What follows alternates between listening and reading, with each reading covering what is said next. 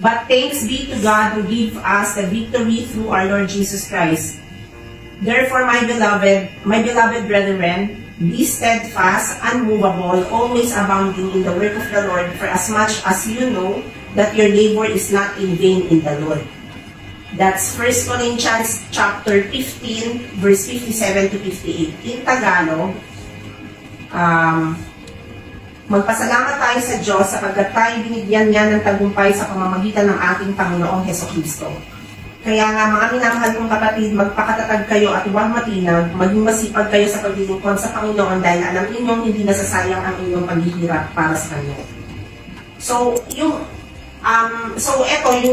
ang title ng topic is No Regrets, No Surrender. So, lahat tayo, di ba, may passion. May passion sa work, may passion sa pag-aaral, may passion sa pag-serve kay Lord. Ngayon, pero dito, yung passion natin, sa ano man yung lagi natin ginagawa or lagi or gusto natin ginagawa, nakaka-encounter pa rin tayo ng trials or nakaka-encounter tayo ng hindi tayo na-affirm or hindi tayo na-appreciate din sa mga ginagawa natin. And for that, dahil hindi tayo na-appreciate, or minsan nararamdaman natin na parang walang nangyayari din sa effort natin, nakakaramdam tayo ng frustration or disappointment. Dahil, bakit kaya tayo nakakaramdam ng frustration or disappointment? Pagka yung passion or yung ginagawa natin, pinabubusan natin ng time is, tapos pag hindi tayo nako-consider na acknowledge na frustrate tayo. Bakit, Obi? Napapaswell si Obi. Okay. Kasi siyempre, passion natin yun, and kala natin na magaling tayo doon, tapos pag-upipay tayo, pag di tayo nanonood. Kasi, ayun lang, kala natin magaling tayo doon, ay gusto natin maging the best doon. Okay. Siyempre, parang, ang ibig sabihin ni Obi, parang lumalabas na kala natin magaling na tayo doon, pero kulang pa pala. Di ba, Obi? Kasi, kung tama na yung effort natin, dapat na-appreciate tayo or may reward tayong nakukuha. Or parang sinasabi na, yung parang nagkakaroon tayo ng feeling of uncertainty na parang hindi pa pala ito sapat. Any other answer? Tete?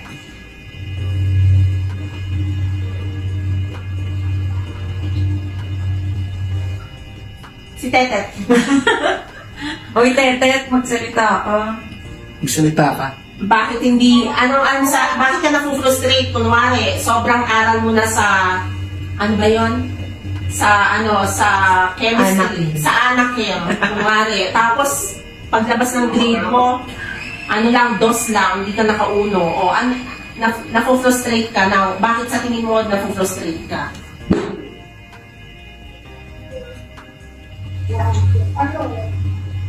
Siyempre nakaka-frustrate kasi binigay mo yung effort mo lahat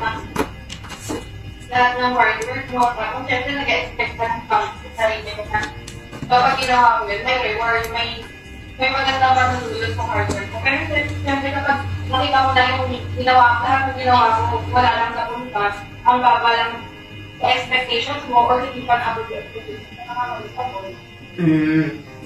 Ate, that's a nice answer. Thank you, Ate Tet. What about Ami? Okay nga ako. Nag-utang-nice yung sa akin. Ha?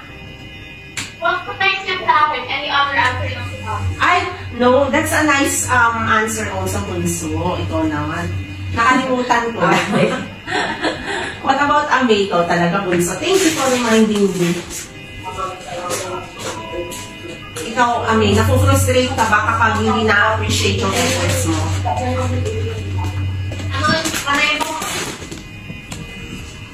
Ha? Ano ulit? Yung tanong ko is, nafu-frustrate ka ba in spite of all your hard efforts, tapos biglang hindi mo, yung ina-expect mong appreciation, hindi mo makuha. Nafu-frustrate ka ba pagka ganon?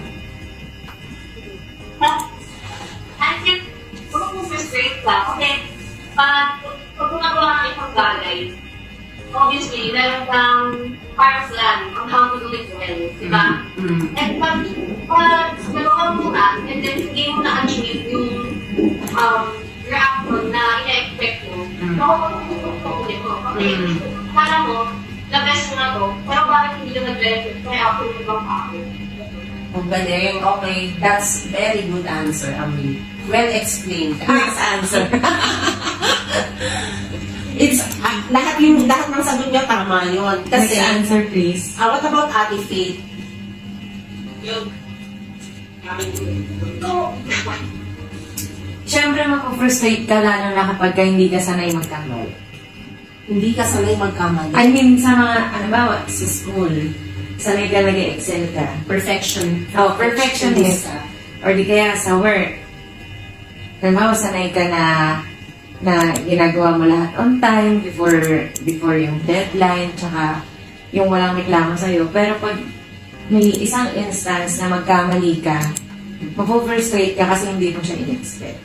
Yes, correct. Ganon. Yes. Tama. Sige ate, continue.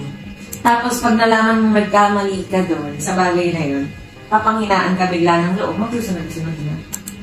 Kaya dapat pag na-frustrate tayo, pag na-frustrate tayo sa isang bagay, lagi nating tandaan na normal lang magkamali. Pero wag mo nang uulitin. Kumbaga, tawa ng tawa si Tete. Kumbaga, magiging lesson learned na lang siya sa'yo. Yun lang. Okay. Tama lahat yung answers nyo. Tama yun. Kasi we're human beings. We have feelings. We have emotions na mag-react most of the time negatively sa mga instances na katulad ng ganyan. But, and sabi, now, paano naman natin ma-avoid or like lesson learned nga, sabi niya Ate Faith, paano naman natin gagawin sa sarili natin na huwag na tayo ma-frustrate for the next time? For example, nangyari uli yung mga gano'n na pangyayari, ano yung dapat natin gawin para hindi na yun maulit? Now, para hindi na yun maulit, first of all, ang sinasabi ni Apostle Paul na tayo ay magpakatatag sa lahat ng tribulations and challenges and how to be strong and courageous in all challenges in life. Kailangan natin na sa bawat kabiguan na nangyayari sa atin, kailangan pa rin natin i-acknowledge si Jesus being our refuge and our strength. Okay? So, ibig sabihin nun, kung ano man yung disappointment natin, ibigay lang natin kay Lord. Tapos, kung ano man yung ginagawa natin everyday, na alam natin na nagbibigay tayo ng effort, isipin natin na we are doing it as a service to the Lord. Hindi as a service para sa ibang tao or para sa tao. Ginagawa mo yon, you are working hard para ma-worship si Lord. Yon. So, in that thinking or positive thinking, in that sense, maano natin, yung frustration na mararamdaman natin, mapapalitan yun ng peace. Kasi in spite of the frustration, alam natin na maaaring sinasabi sa atin ni God na hindi ko muna ito ibibigay sa iyo now, hindi ko muna ito ibibigay sa iyo sa ngayon, kasi may mas maganda akong plano sa iyo sa susunod. Okay? So, for example, katulad ng kung kunwari, nag-excel ka ngayon sa isang subject for this quarter, pero sa sumunod na sa pag-prelims, nag-excel ka, pagdating ng midterm, bumaba yung grades mo. Hindi ibig sabihin no na hindi na ang ko naman, ang emot ko naman, or hindi pala ako okay, hindi pala ako matalino, ganyan. Hindi sa ganun yun. May gusto lang sa'yong ituro si Lord para sa susunod, mas maging okay. Okay? O kaya, iniligtas ka lang ni Lord in some instances para malagpasan mo or iniliwas ka lang niya sa anumang aksidente or sa anumang additional frustrations, kaya niya yung pinaparala sa'yo. Okay? Sabi dito, di ba, yung last verse dito, yung last sentence sa verse,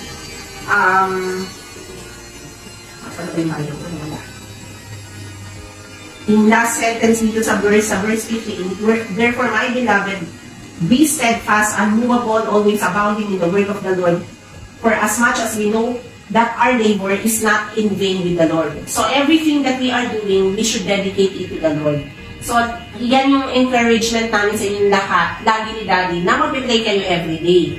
So, in everything that you are doing, kahit ano pa, kahit nakaupo lang kayo, kunwari may upcoming exams kayo, before exam, mag-prepare kayo, or kunwari may upcoming, kunwari wala namang special activity, magte-thank you lang kayo kay Lord for guidance, for protection, for peace, or kaya, Lord, I'm dedicating this examination, my exam to you.